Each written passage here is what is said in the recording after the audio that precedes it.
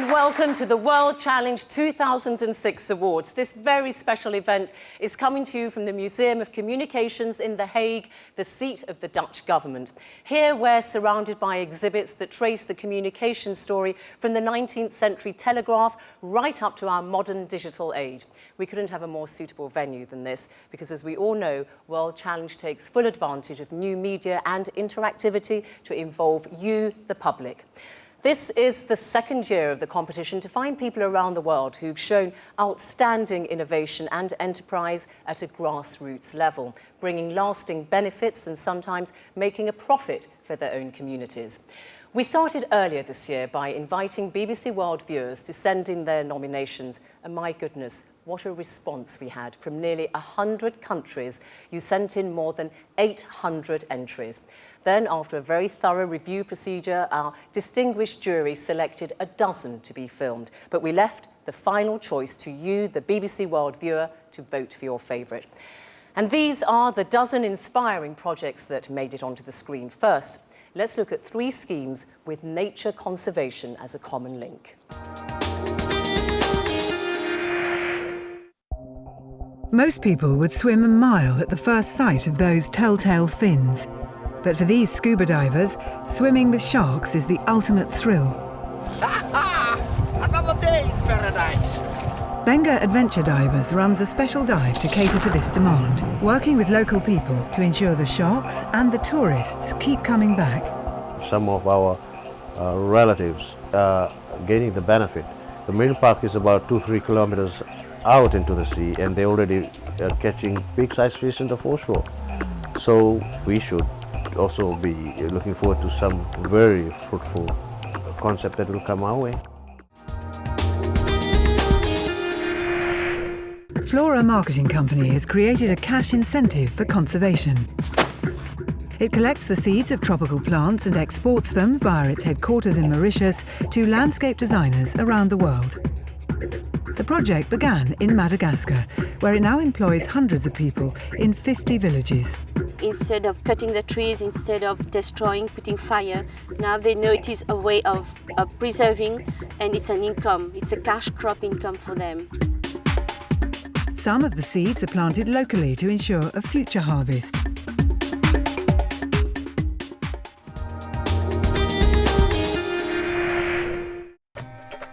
In 1997, Tusita Ranasinghe opened a paper workshop in southern Sri Lanka, just across the road from an elephant sanctuary. It was the start of a beautiful friendship. He just said, why don't we make some paper out of elephant dung? And we all started laughing and thought, it's never going to happen. But we said, yes, why not? We'll try it, and it's fantastic. Now Ranasinghe's company, Maximus, is selling high-quality paper made from elephant dung throughout the world. But the source of his raw material is endangered by conflict between elephants and humans for land. We intend right here to build a plant which is in human-elephant conflict area, create an alternative source of income for the villagers. Hopefully, this will make them tolerate the elephant that roams their land.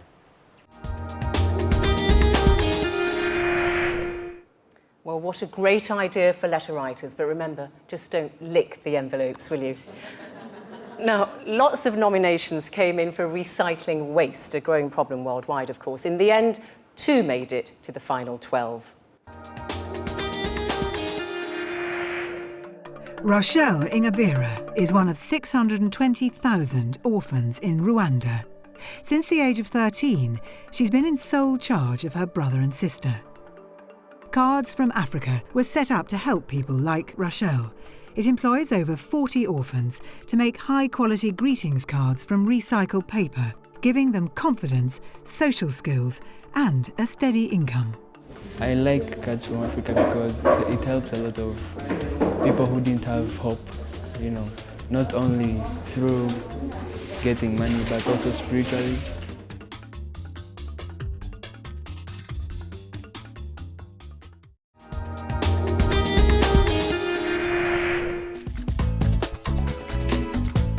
A frenetic upgrade culture has turned obsolete electronic equipment into the UK's fastest growing type of waste.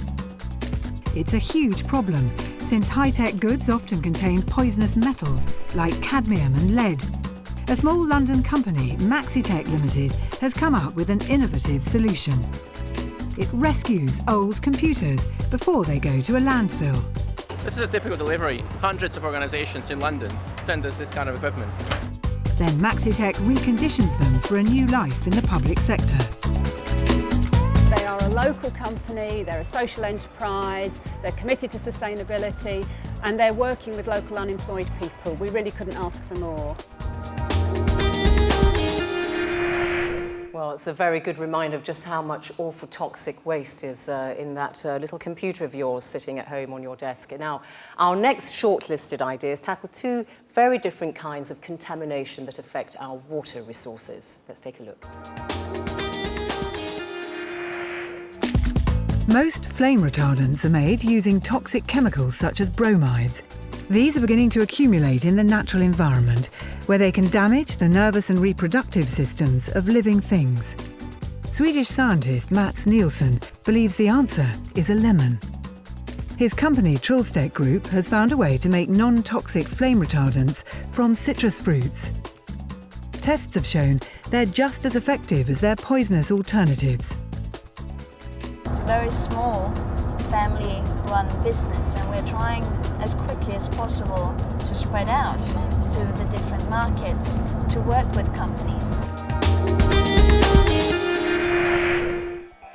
Throughout Bangladesh and northern India, arsenic has found its way into the water supply.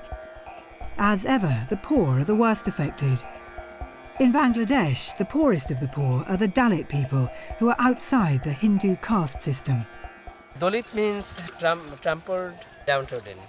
So higher caste people, they are telling that they are not human beings. NGO Dalit is building a better life for these outcasts. It's working both to prevent and cure the arsenic problem through well digging and traditional medicine. Now we are happy because near our houses we'll be able to get water.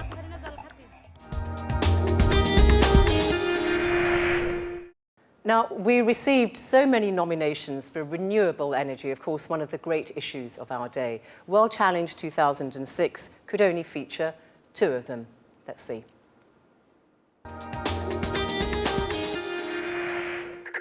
Six years ago, the people of Yaye in northern Ethiopia turned on the power. They harnessed the energy of a nearby waterfall by installing a small hydroelectric plant. It was the local people who identified their problem, and it was them who were doing all the construction, and it took them nearly a year to finish that work because everything was done by hand. It was worth the effort. The benefits of hydropower are being seen throughout the community, from the school to the health clinic to local businesses.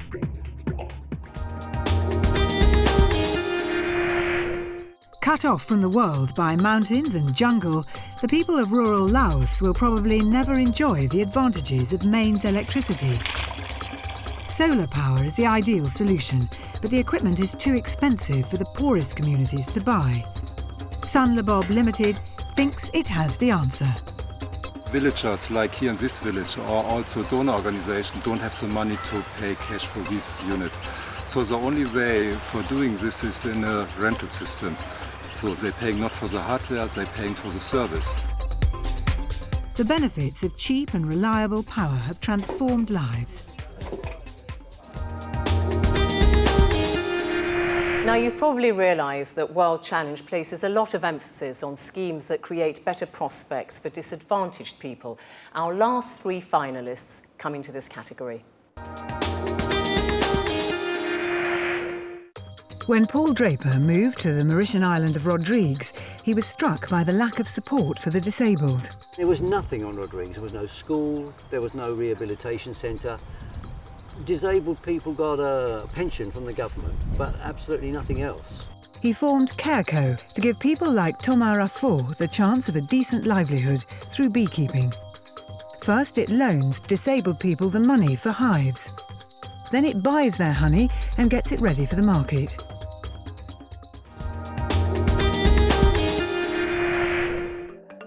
The AIDS epidemic is playing havoc with African societies. In rural Swaziland, a typical family now is a single female breadwinner and 7 child dependents. Gone Rural is a handicrafts company set up to help these stricken communities. It provides dyed grasses to rural women who weave them into fashionable household items. Emphasis is placed on quality. We have to have the design because if we're going for the higher-end boutique and smaller chain, interiors are generally a bit more expensive. Gone Rural's trendy designs are selling well, giving the women of Swaziland new hope. This has helped me to put the children through school, as I'm a widow and my husband died when they were very young. The wildlife spectacles of Africa are denied to most Africans.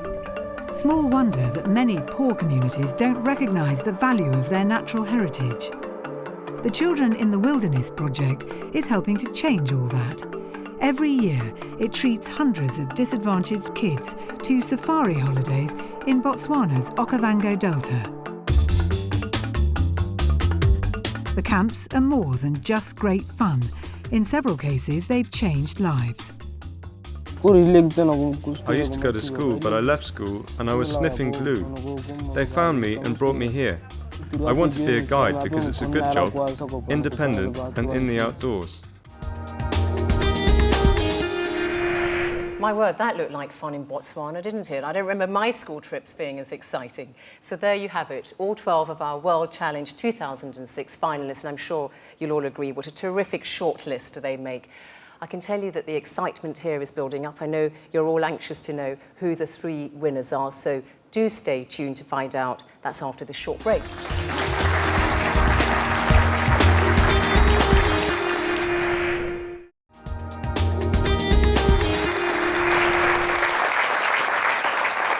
Now, welcome back to the World Challenge 2006 Awards. And now it's time for us to introduce our guest speaker today, Fareed Zakaria, who is editor of Newsweek International. Fareed, please do come to the stage.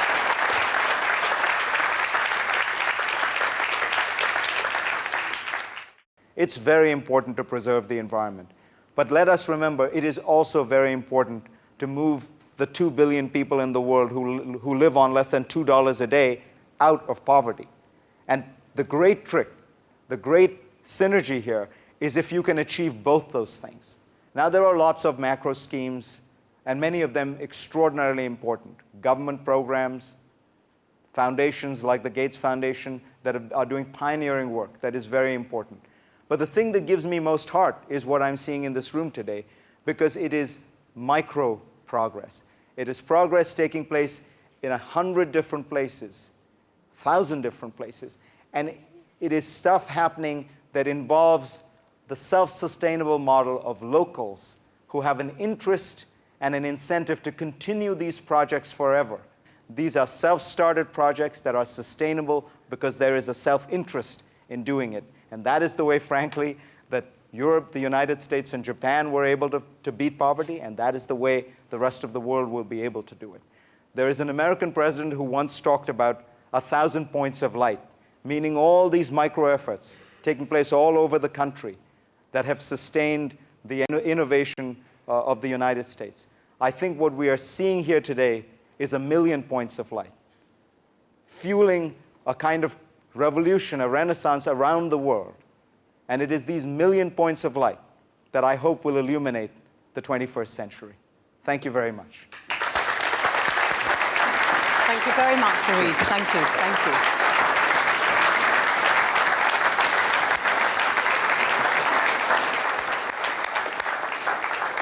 Thank you very much to Fareed Zakaria for just reminding us about the importance and the objectives of World Challenge and how we can all pursue economic growth without sacrificing sustainable development. Right now, before we announce the awards, let's take a look at how the World Challenge helped last year's winner. In 2005, World Challenge was won by Jubocan Enterprise from the Philippines. It's a firm that stabilizes slopes which are prone to mudslides using nets made from the biodegradable coconut fiber. Let's find out how things changed for them. In August this year, World Challenge returned to find out how the business has been faring. So when we actually won, we were instant celebrities in the country. We bought around 300 twining machines. Well, this means employment for 300 families and an increase in production for maybe around 500 families. That was Jubokin Enterprises, last year's World Challenge winner. Now, you've all been patient enough. It's the moment we've all been waiting for, the announcement of the World Challenge 2006 awards. Representatives of the 3 schemes that got the most votes have come from Bangladesh, Sri Lanka and Rwanda to be with us here in The Hague today. Now, joining us on stage here is Roxanne Desick from Shell, who are the sponsors of World Challenge 2006. Roxanne will be awarding the prizes to the winners. Welcome, Roxanne. Thank you.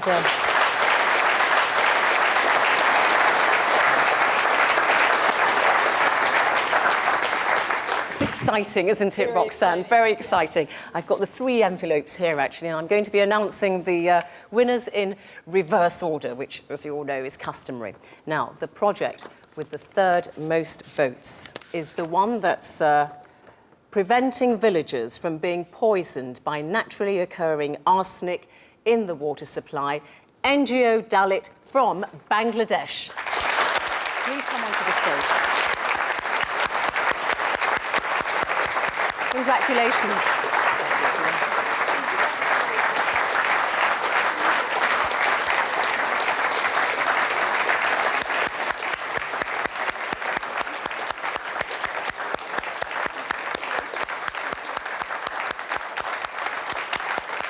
Well done.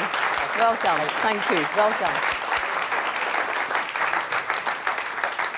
You have to mind your step there. You're quite laden with flowers, aren't you? Right. Now, in 2nd place, let's find out.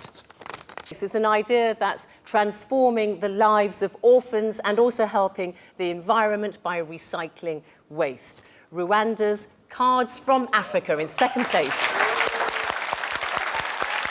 Congratulations. Congratulations.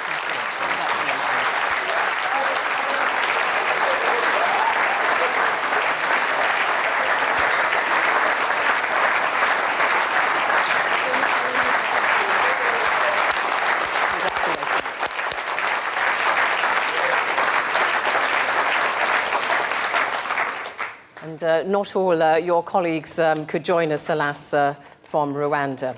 But now I can announce that our top prize goes to another recycling project. The winner by a very clear voting margin is Maximus.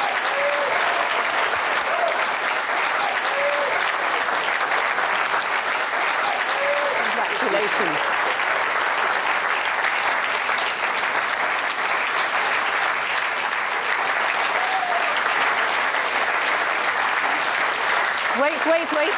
Wait.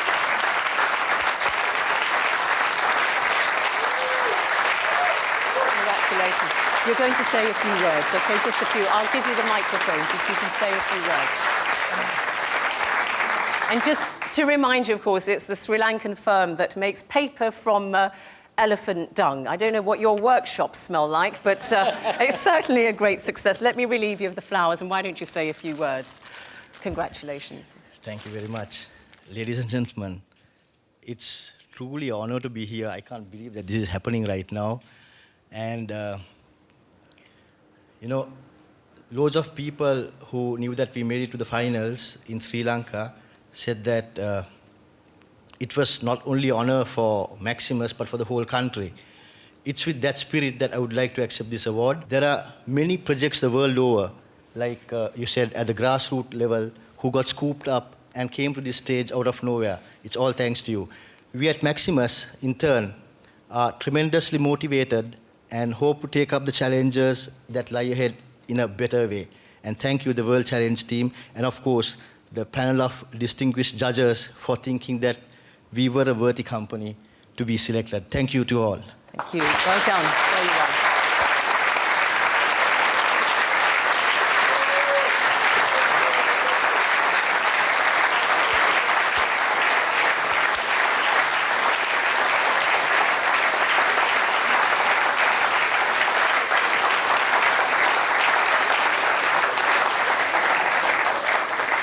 Congratulations, that was Tusita Ranasinghe collecting the prize there for our winning entry, Maximus from Sri Lanka. And I see he perked up very quickly when he found out that he'd won first prize and recovered from that jet lag coming from Sri Lanka. I'm afraid that's all we have time for. We want to thank all of you who sent in those nominations and those of you who voted in World Challenge 2006. Congratulations, of course, to all our winners. Now, you know the phrase sustainable development is something we often hear, but perhaps we're not really sure what it means. I think that over the past few months that BBC World has featured all these wonderful 12 finalists, we've gained a little more understanding of what sustainable development actually is and how we might achieve it. From the Museum of Communications in the Netherlands, from me, Zainab Badawi, and all of us here, goodbye.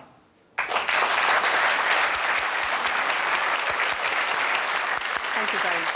Thank you.